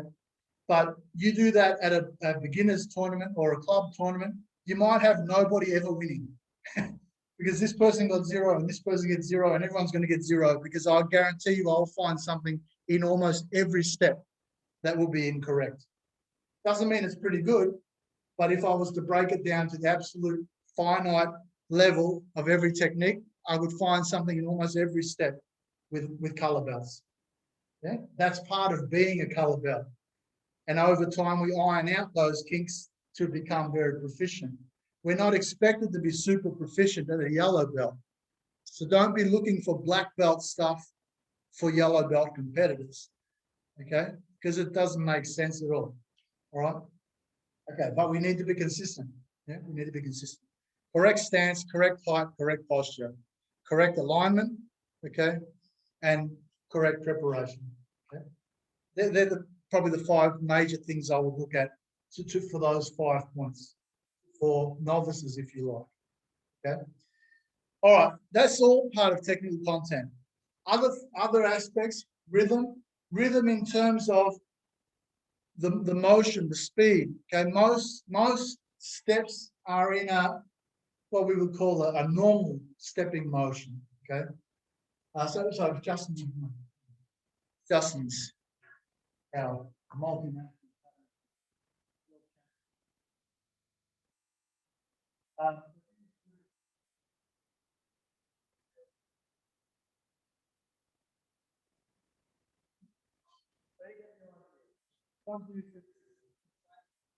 Okay. I mean, all right, it doesn't change. So, the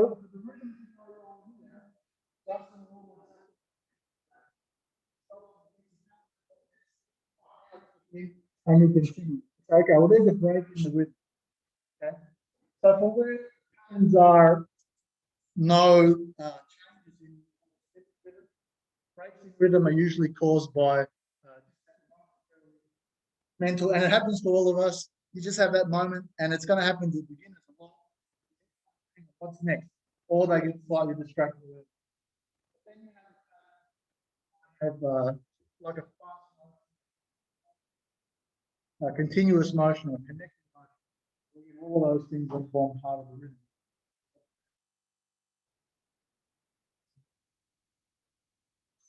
So we get to Dungun, we get to a point.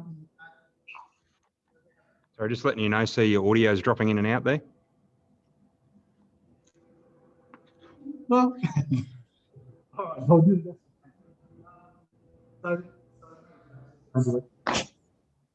So we have continuous motion. There as well, sir. Maybe That's better. better, maybe because I'm too high. But change where I was standing. All right, continuous motion or so fast motion. So you have a fast motion, okay? Whereas if he was to do that same sequence in a normal speed, there would be a pause between each punch. Yeah, that would be consistent. So you need to know, as a judge, which one was correct. For example,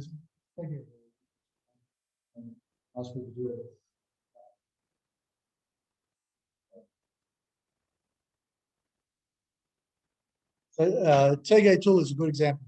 There's two punches, and a very similar sequence in earlier patterns is done with a kick and two punches in fast motion. But in Tege, it's not fast motion. But most people just do it the same as they do it in every other pattern. So again, as a judge, you need to recognize, hang on, was that supposed to be fast motion? Or was that supposed to be on two separate beats or two separate counts, if you like? All right, so that's an example. So continue.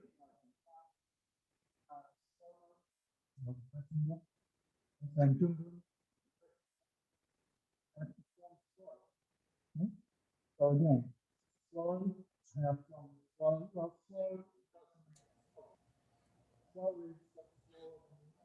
Could you move a little bit this way, sir? Yes, because the microphone's just not picking you up when you're right on the edge. How's that? I just don't want to hog the screen. That's all. Oh, that's all right, sir. We don't mind. My apologies. It's because it's picking up some movement in the background. The microphone will track. Oh, it's probably because I'm leaning on the table. Oh no, it's because Sir in the background is making noise. He has to do it very quietly. Justin, I'll be quiet. all right. Thank you, sir. We're not overly technically. Well, it's ironic. So slow movement, okay, or slow motion. Yeah? It's relative to the speed of normal. Now, here's the thing. Okay, I don't want to be super technical, but something to consider. You don't start slow and finish fast. So, for example, a lot of people do a slow movement and then they snap at the end. I think it looks fantastic when you do that. I like it, but it's not correct. Okay. I like it. I like the look of it. I like the feel of it when I do it. To me, it doesn't feel right if I do something slow and finish slow. I like to do something slow and finish just to show what it was. Personally, I like the feel of that. But when I'm judging, it's incorrect. All right. It's just because slow is slow and normal is normal and fast is fast. If we're going to say it can be slow and then fast, at what point does fast kick in? And then you get a lot of variations. And that's why they say, okay, well, slow all the way through. Okay. Again, I don't think it looks fantastic, but it is what it is. All right. And we need to judge what it is. All right. And again, Taekwondo is an evolving thing. I'm sure for those of us who are old enough to remember, it's not necessarily always the way it was. All right. It's just how it's evolved. And again, it's to give us some consistency in performance. All right. But if you're doing a demo, do it any way you like, any way that feels good and looks good, because that's the purpose of the demo. If you're doing it for your own catharsis and love of training, do it any way you want to do it. It feels good and looks good. But if you're doing it for competition, do it according to what the judges expect to see. If you're doing it for grading, do it according to what it's written in the book. That's important. I think, anyway, I don't want to get into a whole philosophical debate here. If you're going to do it 4 different ways, understand that sometimes you might mix yourself up in a competition, and it might be counterproductive. So if you want to be super fantastic in competition, practice the way you intend to do it in competition. If that's not important to you, practice the way it feels best. Okay. All right. So that's the rhythm. Okay. So unless you have a pause or a blank, the other thing that will change rhythm is if you leave a technique out. Okay. If you leave a technique out of the World Championships, you leave a technique out, or if you add a technique, it's 0. No ifs, no buts, 0 for the whole pattern, because 0 for technical content, because it's not the entire pattern. The diagram has changed. You left the movement out. 0 for rhythm, because there's something missing. Anyway, so it's 0 across the board. But again, at a beginning level, I wouldn't be as harsh. I would score the person down, obviously. Excuse me, sir. Yep. Just a quick question.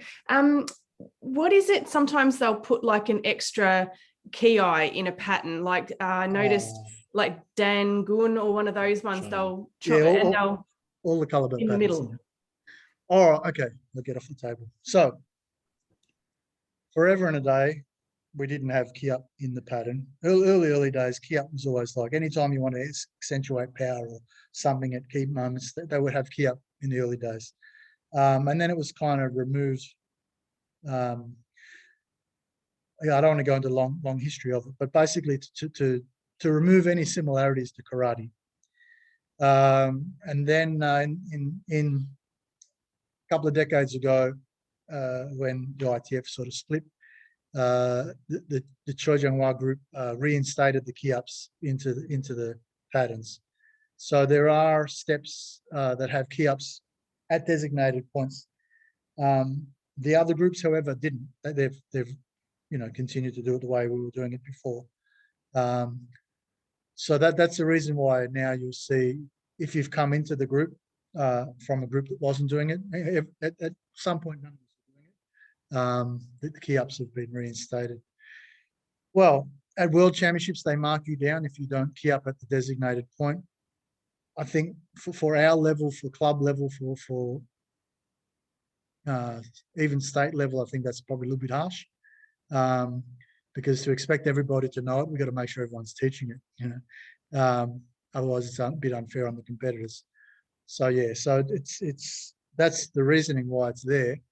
Okay, and again, I think if you're competing at the top level, you need to know where they are and you need to implement them in that organization at least.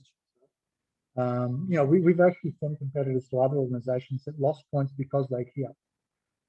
And I think that's equally as harsh as well, But anyway, it is what it is.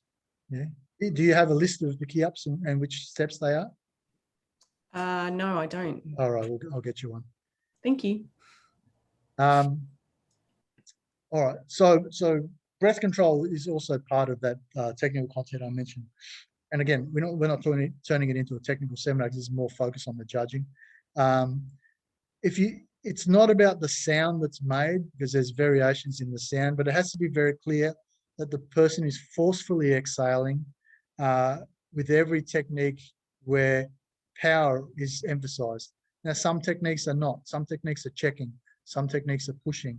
Some techniques are slow, or the breathing has to be proportionate to the technique. Soft movement, softer breath. Slow movement, slower breath, extended. Hard movement, hard breath. Okay, so that's a breath control. Shouldn't be absence of sound, but just because the sound is loud doesn't mean the power is strong. Okay, so when we're looking at power, don't just think of breath alone. We need to look at power as a third component. Acceleration of the technique, we say, the transfer of mass. When we're teaching power, we need to see a lot of the things we teach are visually obvious, whether the person is rotating or moving the hip or shoulder into the direction of the technique, whether the technique's accelerating, whether it's finished with a crisp, sharp finish, whether it's got faster as it's gone along. Again, that breath control is sort of married into that as well. Whether hand, eye, breath, everything is synchronized to stop at the same time. All those things fall under the power banner. And having said that, knowing I mentioned that some techniques are not, the emphasis is not on power because of the application, I need to make sure the person knows when they're performing, or well, up to them if they know when they're performing, but as a judge, I need to know when to perform correctly. And a classic example is in Yule-Dock pool, when you do the hooking blocks in Yule-Dock. Now, the hooking block is placed on top, but some people go, yeah, because somewhere along the line it was changed, not in the ITF, knife hand, and punch, yeah. But this is not knife hand. This is hooking, yeah. Of course, if it was a knife hand, it would be powerful, okay. And that's the reason a lot of people brought power into it, okay, because it was done as like a block, and then a punch. But hooking block is placed on top. If you're to do it with power, it kind of makes it less practical as from an application. Placing on top, and then punch with power. Right, that would be one really common one we get, particularly with novices, where they technically powerful, but that particular technique it didn't need to be powerful. Hooking blocks are another one, very simple. People go really, really hard. It only has to be placed, or a second block, X block, those sort of things, slightly different in the way they're performed. All right. Any questions about the patterns? Obviously, the diagram needs to be correct. Obviously, like I said, the patterns are the hardest thing to judge in terms of what the judge is expected to know, but also the easiest thing to judge in that it's not subjective. Yeah? Sparring can be sometimes a little bit subjective. Okay? I thought that was a point. I didn't think that was a point. But patterns are less subjective because the patterns are documented. This step is supposed to be done this way, facing this way at this height. So it's not even really for debate. But what the problem is whether the judge knows it in that level of detail. And that's where you sometimes get inconsistencies. And patterns is probably the one thing I mentioned way back at the start today, and I won't take up much more of your time. To talk about the Rockhampton tournament or the Queensland tournament. Patterns is the one thing that sometimes, I said earlier on that, when you're judging, it's very important to be impartial, but sometimes you can be biased without deliberately intending to be biased. And what I mean by that is if I teach a technique a particular way, because I believe that's how the technique is, and someone else performs a technique exactly the way I teach it, I'm going to score it as a correct technique. However, if I genuinely believe the technique is performed a particular way and I teach it that way, but someone does it differently than the way I teach it, then I truly believe that they did it incorrectly. Because if I thought that was correct, that would be the way I taught it. And that's not deliberately being biased. If you find that happens, and we've had this situation, we've had discussion between judges in the past, sometimes we're not agreed on certain things. You need to have that discussion. And this is why it's important for senior instructors to train together. Because we're training together, we can clarify. Oh, you're doing it like this, I'm teaching it like that. Okay, well, let's break it down. Let's have a look at it. And if need be, we go to a higher source, yeah, to get clarification. But we've got a country which has got most of those keep doubting ourselves. Oh, we have a consensus. This is the way it's taught. This is the way we've seen it taught. The highest authority is this is the way it's done, but this is the way we do it. There are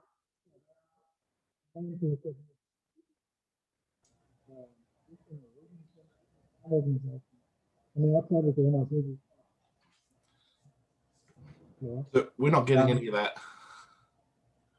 People need to attend. You mean verbally or? Yeah, we wasn't coming through.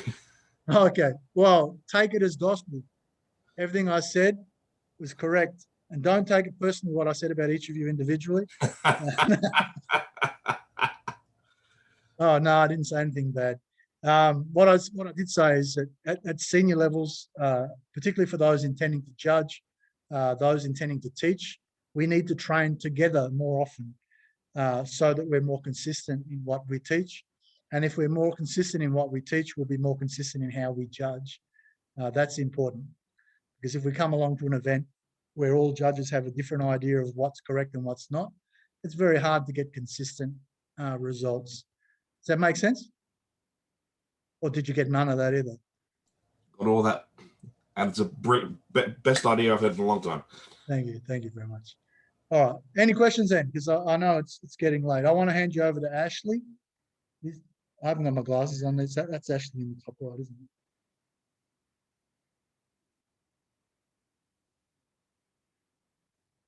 it? Ash?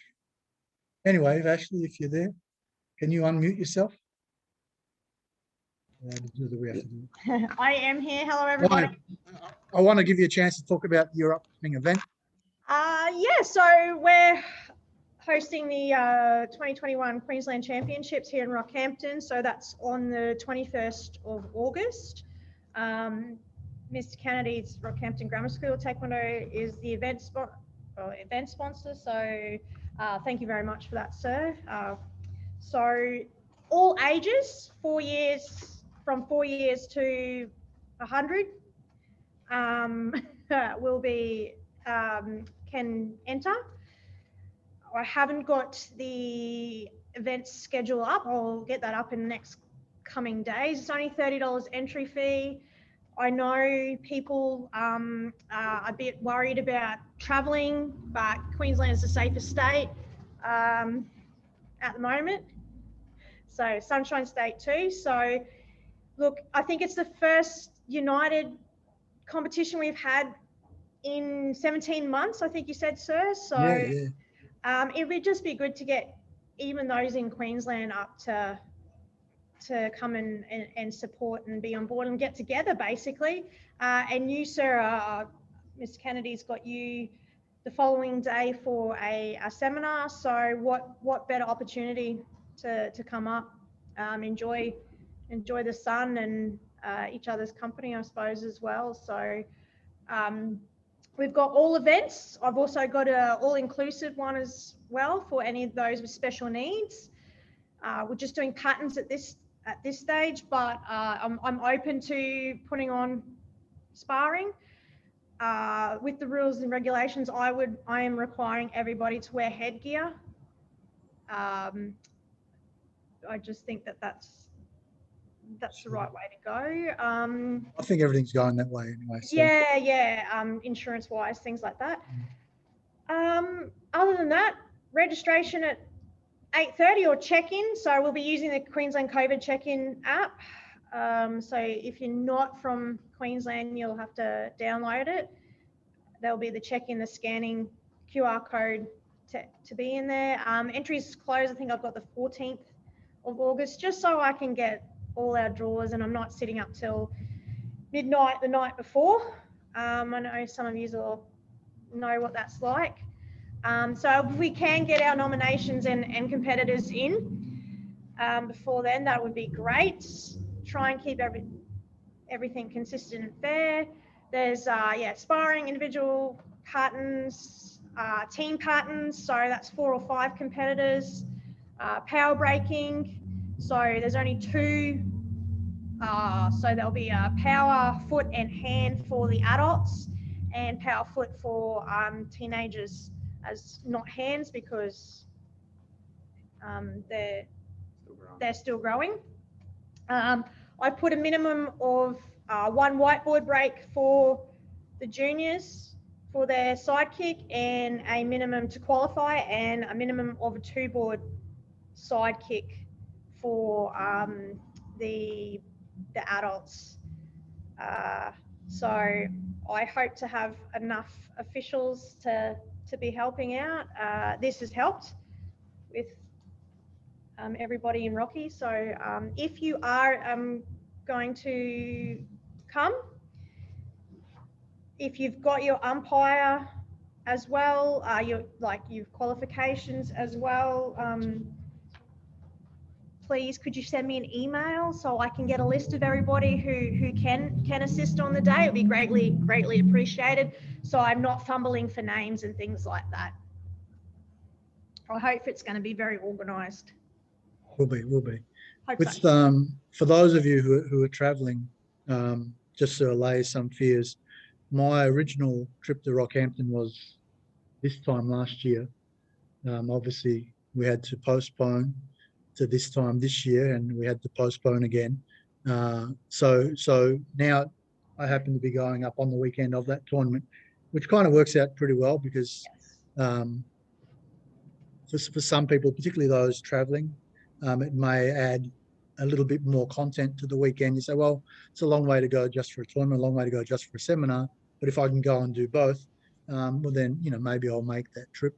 So if that enables or motivates some people to go, that's great.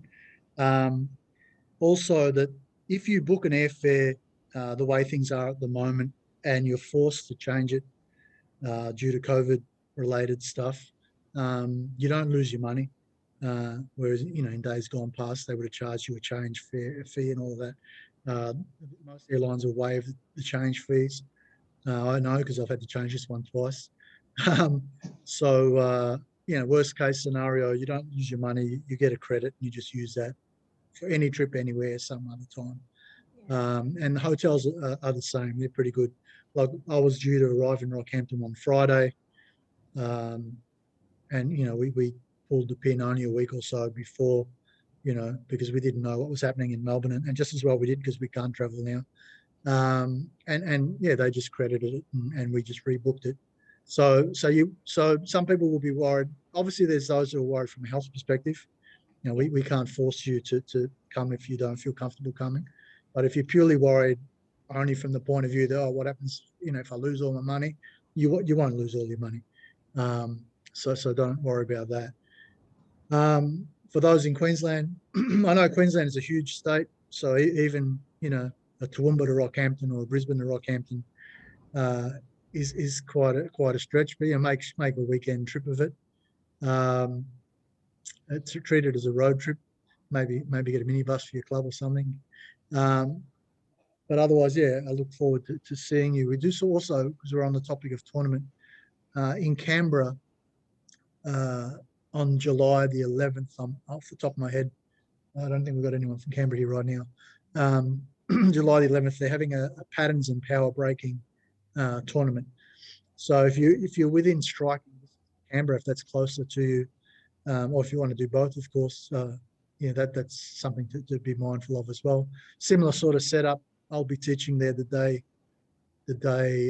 before, and actually no, at this stage, assuming I can travel, I'll be teaching there the day before, and then the tournament in the second half of the day. I'm teaching a day and a half, I should say. Sorry. If that changes and I can't travel, the tournament will still go ahead. I just won't be there. Ben Mott and Jordan Steele will be running it. And of course, anyone who wants to go along can assist can. But the tournament will go ahead regardless of whether I can go or not. But obviously the seminars will just get postponed to another date. We have the backup date, but no point mentioning those until it becomes an issue. And then the intention is to run the Nationals first weekend of October, which is again postponed from last year's Nationals, which then became an online Nationals, but we're intending to run this in person. First weekend of October, as per our constitution, venues booked. But the way the last 18 months has gone, you really just don't know until you get closer to the event. So we don't expect everyone to plan their travel now, but do keep that weekend free in the event that everything can go ahead. When we fingers crossed everything can go ahead. That is also supposed to be the national selection trials for the World Championships, which is penciled in for July 2020 in Amsterdam, in Netherlands. And again, the ITF has had to push that back a couple of times. But everyone is just doing what they need to do. It is the difficult thing right now is to plan too far ahead. But if you don't plan at all, you would never do anything. So you've got to plan as if everything's going ahead, and then just cross that bridge when you come to it. It's all we can really do. Otherwise, you become unprepared, and nobody will want. Everyone will be sitting at home doing nothing for the next decade. And we can't do that. Some of us are not young enough to do that. We can't afford to do. We're running out of decades. So yes, we carry on as if everything's going ahead. Okay, and until we're told we can't. All right. Anyway, I hope you got something out of today. I apologise we went a little bit over time. I hope I don't ruin any marriages or destroy your weekend plans. I look forward to seeing you all when I see you next. We may do an occasional class here and there. Now that I paid a fortune to get a data point put in my garage, I may as well use it. I was a bit of an anti-Zoomer there for a long time. But if there's any good requests, whether it's from a club level or whether it's something at a more open level that you want covered, it doesn't have to be 3.5 hours like this one. An hour here and there on a weeknight, on a weekend. Just hit me up for an email, and have Zoom